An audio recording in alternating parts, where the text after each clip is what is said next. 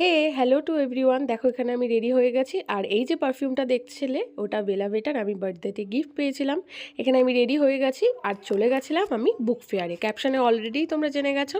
আর এই দেখো দূর থেকে আমার দুই সখীর আমি ভিডিও নিয়েছিলাম যে ওরা আমাকে ছাড়া কি গসিপ করছিল, সেই নিয়ে একটু হাসাহাসি করছিলাম। আর আমিও ফ্রেমে চলে আসলাম ওদের সাথে, বেশ আনন্দই হচ্ছিল। এটা আমি সেকেন্ড ডে গেছিলাম, মানে যে কদিন বুক ফেয়ার হয়েছিল তার মধ্যে আমি দ্বিতীয় দিন ওদের সাথে গেছিলাম।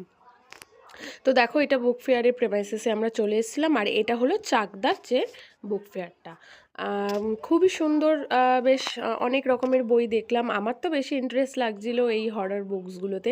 আর এখানে একটা ইন্টারেস্টিং জিনিস, আমি ভিডিও করছিলাম, এবার ও মধু মানে আমার আর একটা ফ্রেন্ড, ও ভাবছে যে আমি ফটো তুলছিলাম, তো ওখানে ও স্টান্ট হয়ে দাঁড়িয়ে গেছে আর কি।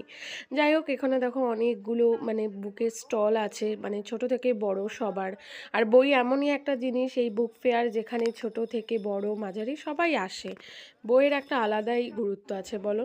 যাই হোক, এখানে আর একটা বান্ধবীর আমি স্টলে গেছিলাম, ও বুক ফেয়ারে স্টল দিয়েছিল। অ্যাট লাস্ট ওখান থেকে আমরা ডিসাইড করে চিকেন পকোড়া খেলাম আর দেন মোমো খেলাম। মোমো খেয়ে বাড়ি চলে আসলাম। আর না, তারপরে ফুচকাও খেয়েছিলাম, যেটা নেওয়া হয়নি।